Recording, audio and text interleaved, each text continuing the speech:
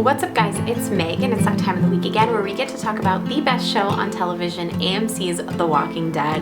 Today we're talking about Season 6, Episode 3, called Thank You. I have been having trouble wrapping my brain around what happened in last night's episode. Let me tell you, I did not sleep. I went to bed, tried to go to bed at about 1:32 in the morning, and I laid there and I just kept thinking about Glenn. Is Glenn alive? Is he dead? I kept thinking about Alexandria and how Rick, how the hell is Rick gonna get out of that RV? Is it gonna magically start up? Is someone gonna rescue him? How is, Daryl he did not go off into the woods like I predicted he would, so he's back with the group, so how does he get separated? Oh my god, there are so many questions. So let me know what you guys thought about this episode. Were you surprised about Glenn, or were you spoiled?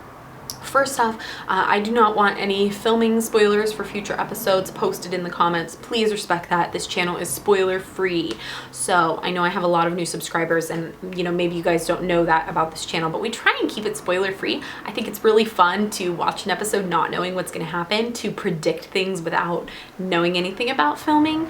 But it can be difficult when people post filming spoilers. So anything that you would find on the Spoiling Dead Facebook page, I don't want to know about, okay? So let's get to the review. I was so emotional. I was such a wreck. Like I said, I after I turned the camera off, I was trying to edit my reaction video and I was just crying.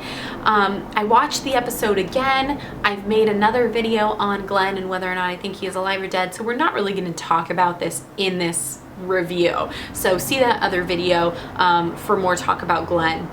I want to touch on some other awesome things that happened in this episode. So the episode starts out with Rick's new plan, which is he's going to go get the RV, circle back around, cut off the herd, and lead them back towards Abraham and Sasha and Daryl. Everything seems like that plan would work. Well, obviously, as with all plans in The Walking Dead, that's easier said than done. We know that does not happen. Now, Rick pulls Michonne and Glenn aside, and he gives them this talk. Basically, do what you can to help these guys, but they're not going to make it. I want you to make sure you make it. Get back to Alexandria. We need you. Now, Rick in this episode, we've seen it a couple times. He's very matter of fact. He doesn't sugarcoat things anymore. He's been through way too much to do that. So when someone dies, he takes care of it. He strips the body of necessary items that can be used, and what's done is done. And I think that takes the Alexandrians back a bit. It even takes Glenn and Michonne back a bit at his lack of sympathy or awareness to the fact that this was a person. He sort of treats these people that he doesn't consider family as if they're just another walker. And I can definitely see where Rick comes from. We know how he has developed, how his character has developed, and why he is the way he is. As Michonne says later in the episode, he has seen way too much, and the Alexandrians have not. And so there's no way they could possibly understand what it was like before Rick came here and everything that he has been through. So we see them a bit taken aback by his careless attitude towards, their friends that just died. And Heath overhears this conversation with Michonne and Glenn. And he's like, this entire episode, he's, kind of pissed off about it. And he's very negative. And I liked these interactions between him and Michonne, because Michonne, in the end of season 5 and the beginning of season 6 here, she is trying to maintain this positivity. This is a good thing they have at Alexandria. Always see, the light at the end of the tunnel. Always look on the bright side. We will survive this. We can survive this. Even when things seem like there's no way out. Even that was so dumb, I'm sorry. But realistically, even when there seems like there is no light at the end of the tunnel, she's still trying to maintain positivity and trying to be like, we can do this. And the entire time Heath is just questioning her, like, yeah, for now, or until we can't. And he's just constantly throwing these digs at her, and she doesn't know that he overheard, obviously. So she confronts him about it, and she even says this to Glenn earlier, and then she says it again to Heath. Rick knows what he knows, and she has said it before, to Rick. She said it straight up to Rick. You know what you know, I know what I know. And she's not making excuses for Rick, but she is letting Heath know that you know, she doesn't necessarily believe the same thing, that she is going to do everything possible to help them survive too. And I think the thing that Heath is worried about is if it comes down to saving one of his people in Alexandria or saving one of Michonne's people, he is very much worried that she would, you know, pick her person over them. I mean, you get it. I don't need to go on and on about it. So we see him be very negative throughout the entire episode, and then when it is just Michonne and Heath, and I have forgotten that guy's freaking name again. I know you guys told me, but I can't remember it. Whatever, I'm sorry. When it's just them three at the very end of the episode and they're trying to make it back to Alexandria, they come to the creek and Michonne says, well, she's looking back to see if there's smoke, and Heath says, just because there isn't smoke, it doesn't mean they didn't make it. And he's finally saying something positive, and then as they're crossing this creek, river, whatever, he looks into the river and he sees his reflection. And I think that was a moment for him where he understood what Michonne was saying. He understood what she meant when she said, you don't know how it is. Until you've lived through this, until you have been covered in so much blood that you don't know if it's your own, the walkers, or your friends, you don't know. And by the end of this episode, he does have his friend's blood on his face. And he does have walker blood on his face. And he is looking down at himself. And I think that is a little bit of a turning point. I know I say that a lot, but I think it's an awareness in Heath that we will see continue into future episodes. I said I wasn't going to talk about Glenn, but I do want to touch base on Nicholas because we do see a lot of his character in this episode. So in the first episode, he was trying to redeem himself and prove himself. We've seen that he wants to prove that he is not, you know, he's not the same guy. He can be a better person than the person who left, you know, his teammates behind in a previous run, than the person who let Noah die, that he can be better than this. And so this episode, he really gets a chance to prove himself. And we see him throughout the episode have these little moments where he's suddenly like surrounded by walkers, or he hears something, and he has a moment where it almost sounds like you have ringing in your ears.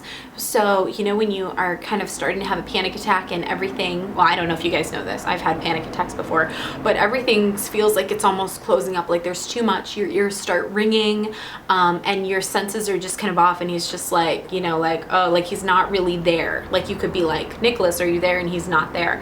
And Yvette Nicole Brown, who was the co-host on Talking Dead, she said it perfectly. It almost seemed like he was having PTSD like moments, episodes throughout this, where he was suddenly like faded out, you know, and he was like remembering something horrible, and he was just, you know, he's having a hard time. As Glenn said in previous episodes in season 5, he was not meant to survive, and he said this to Nicholas, like, you were not the one who was supposed to survive this world, and yet somehow you have.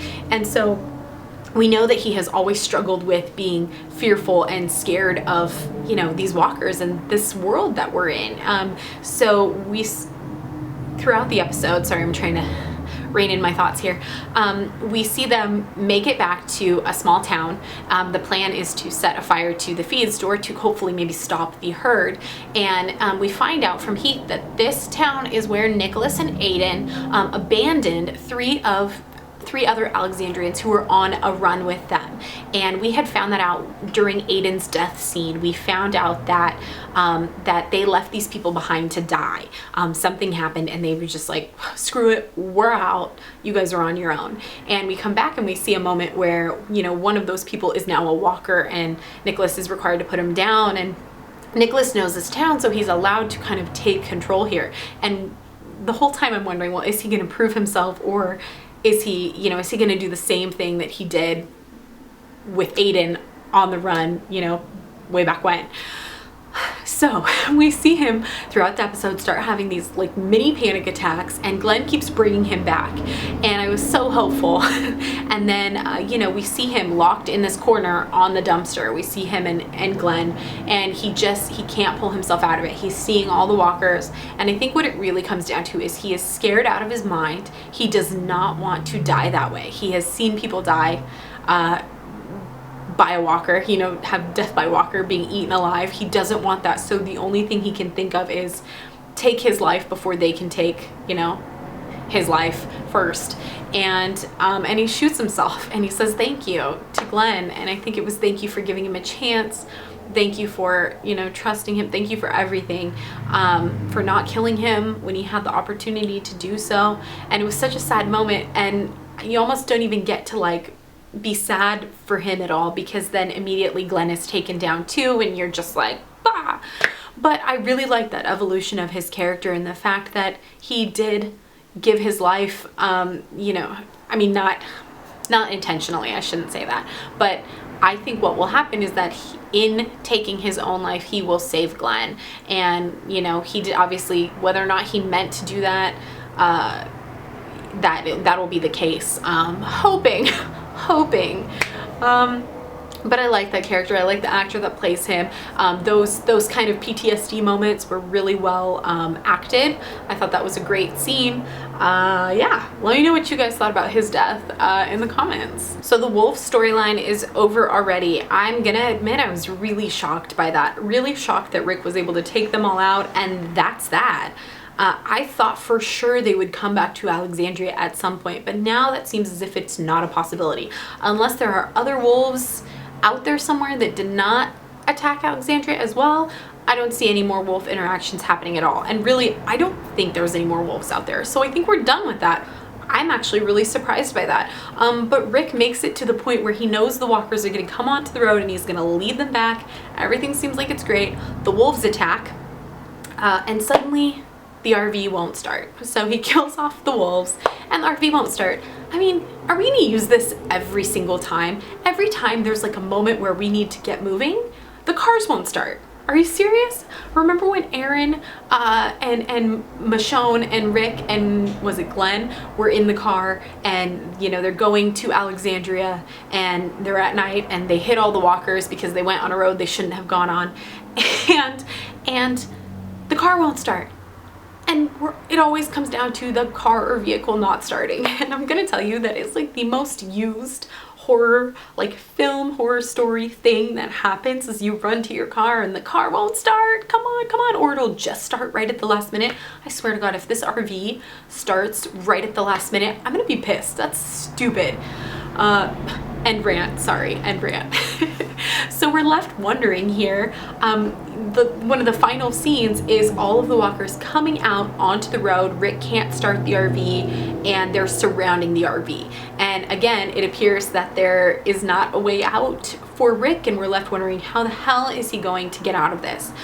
We know that Daryl, who was headed back to Alexandria, he ignored Rick on the radio. He was gonna go back to Alexandria to help everyone, which I do think was the right thing to do. Unfortunately, when he heard Rick on the radio and the gunshots, he turned himself back around.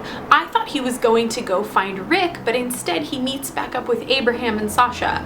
So now Rick is left alone there, and I'm hoping that they get to Rick in time and can somehow I don't even know. How do you guys think Rick is gonna get out of this situation?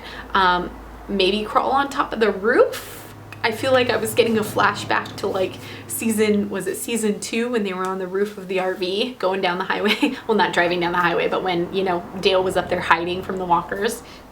I feel like that could happen. Maybe if he's really quiet inside the RV, they won't, you know, they'll just kind of pass him by. I don't know. What do you guys think? Do you think Daryl and Sasha and Abraham are going to come to his rescue? Because I feel like they're going in a different way, and he was supposed to lead the herd like towards them. Either way, we know that his plan has failed. Most of this herd is going to go to Alexandria. We know that's going to happen. We're probably not going to see it well, we know we won't see it in episode 4. We will likely see it in episode 5. I'm super excited for that. I think that's it for this review. I've probably missed something, so feel free to let me know. If there's any specific video topics you would like me to make about this episode, feel free to also list that in the comments, and I can, you know, we can do a deeper discussion there. I can make another video about things. Feel free to ask any questions. I'm thinking about doing a Q&A at some point. Might bring my mom into it, which you guys have seen her in my reaction videos before, and she's been highly requested. So let me know what you think about that. And that's it. I love this episode. It's funny, I was thinking today, I was like, which season of The Walking Dead is my favorite? Because that's one of the biggest questions I always get asked. Well, which season is your favorite? And you know, it's always the current season, because every time you think it can't get any better, there's no way they can wow us even more, there's no way they can shock us anymore, they always do. They always do. I don't know why I ever doubt it, but they always make like each episode is more amazing than the last one. And so, you know, currently season 6 is my favorite. So, you know, I can't ever pick what I like, because I always just, I mean, each season just keeps getting better and better. And so I'm so thrilled that so far it's just been one action-packed episode after another. How often do we get that? I'm thinking it's going to be a little bit of a slow episode in episode 4 with Morgan, but I'm excited to figure out what he's been doing this whole time. What has he been doing since episode Clear? I mean, we've had quite a while for him to figure stuff out and learn all these awesome staff skills. So yeah. Anyways, I'm rambling. I hope you guys liked this review. If you did, make sure to give it a thumbs up and share with your friends. Thank you for subscribing to those of you who are new. I appreciate it and look forward to talking with you more. Hope you guys have a great day.